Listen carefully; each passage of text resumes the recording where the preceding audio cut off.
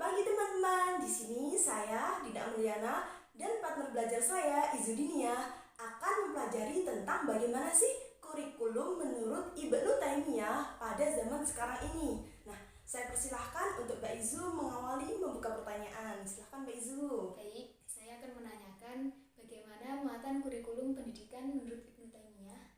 Jadi, muatan pendidikan menurut Ibnu Taimiyah adalah suatu pendidikan yang mewajibkan peserta didik untuk diajarkan bagaimana sih cara-cara mengenal Allah, mengesahkan Allah, mengenal Rasulullah Muhammad Shallallahu Alaihi Wasallam beserta Rasul-Rasul lainnya. Nah, seperti itu Mbak Izu.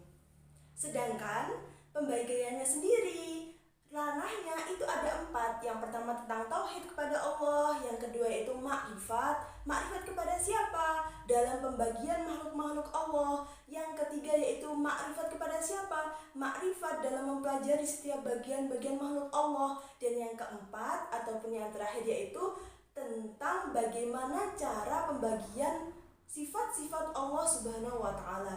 Jadi Allah kan mempunyai banyak sekali sifat yang akan kita pelajari dalam bab tersebut, Mbak Izu, seperti itu. Cukup, Mbak Dina? Cukup. Baik, pertanyaan yang kedua. Apakah kurikulum 2013 yang dilaksanakan di Indonesia saat ini sesuai dengan muatan kurikulum pendidikan menurut Ibnu Taimiyah sendiri? Sudah, Mbak Izu, sudah. Nah, bagaimana itu implementasi di Indonesia? Dalam implementasinya sendiri di Indonesia itu sudah ada beberapa ruang lingkup. Ada 4 ruang lingkup. Yang pertama yaitu tentang ruang lingkup agama. Jadi yang dimaksud ilmu itu di dalam agama kita itu merupakan wajib, fardu ain.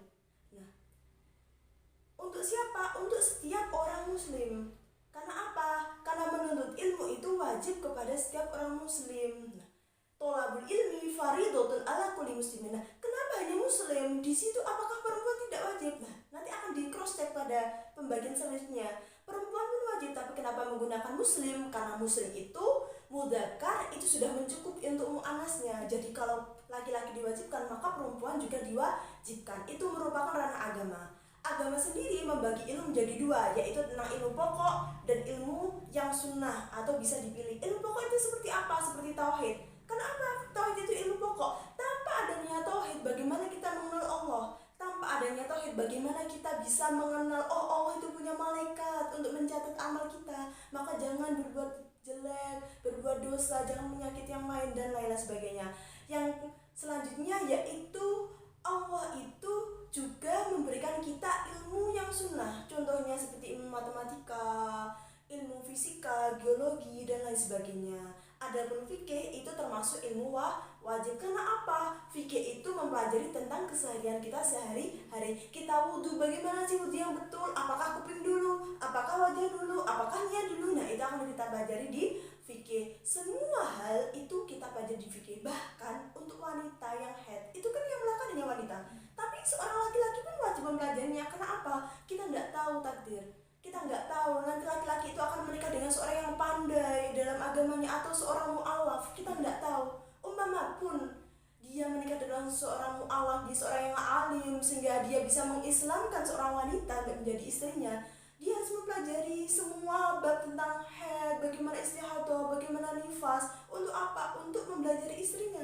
Karena istrinya belum tahu, teman-teman. Nah, maka hal itu dari situlah maka ada beberapa ilmu itu yang wajib dan ilmu yang sunnah. Yang kedua yaitu ranah akal. Nah, ranah akal kenapa sih kok dikatakan ada ranah akal itu?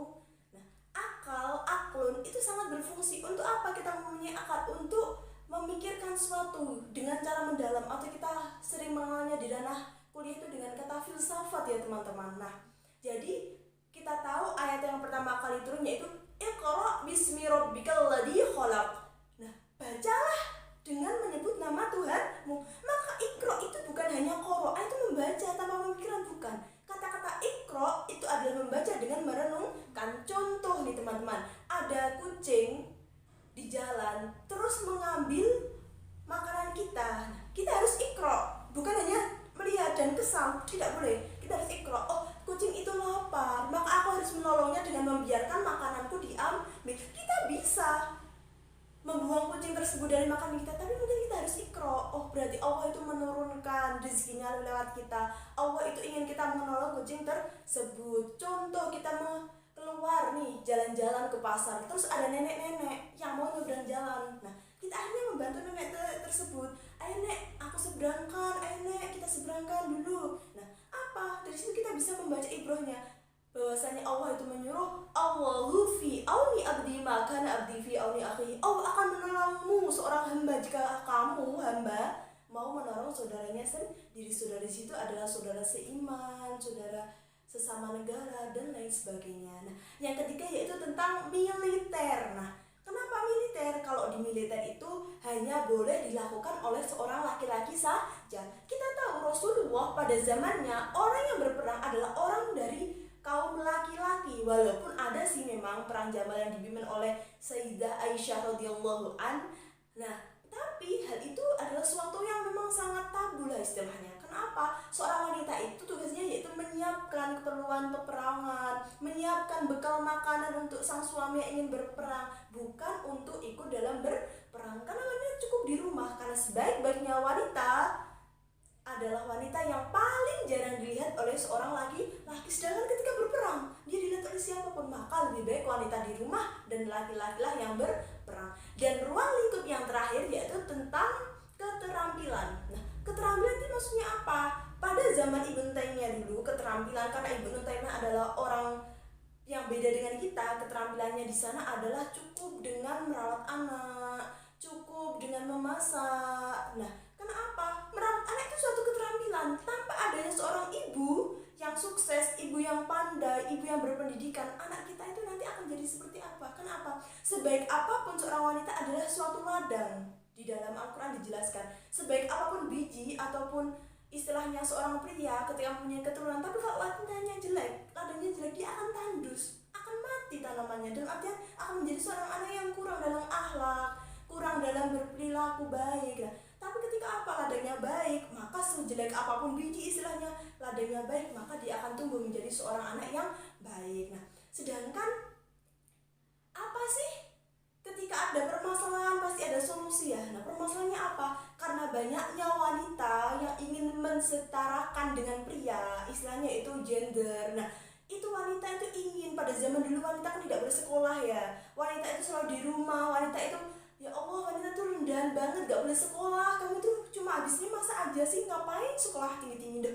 Gak bisa gitu. Wanita di zaman sekarang itu mendobrakkan adanya gerakan apa? Menyetarkan, bukan dalam keagamaan. Kalau imam, pria harus menjadi imam, tapi dalam sosial. Nah, sosial itu seperti apa? Wanita menjadi direktur, wanita menjadi seorang pemimpin, wanita menjadi seorang doktor, dan lain-lain sebagainya. Karena apa? Wanita itu mampu. Nah, pada zaman dulu Rasulullah pernah berkata bahwasanya barang siapa kaum yang dipimpin oleh seorang wanita, maka dia akan rusak. Nah, tapi pada zaman dulu kita harus melihat asbabul wurudnya. Pada zaman dahulu Rasulullah berkata seperti itu, ngendikan seperti itu karena apa? Pada kaum Romawi dulu pernah dipimpin oleh seorang wanita yang belum balik dan dia belum mengerti apapun. Jadi apa yang untuk dibuat memimpin itu tidak ada.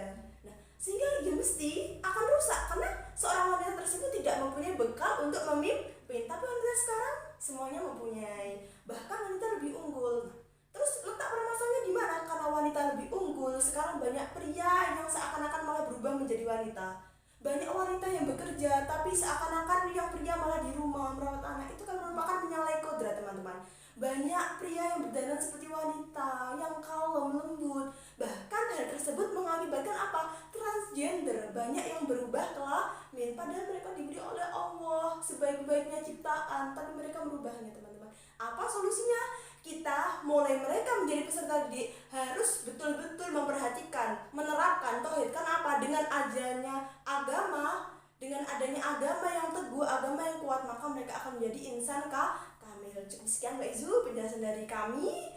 Kurang lebihnya kami mohon maaf. Semua kesalahan hanya milik kami sendiri dan semua kelebihan hanya milik Allah Subhanahu wa taala. Cukup sekian. Wassalamualaikum warahmatullahi wabarakatuh.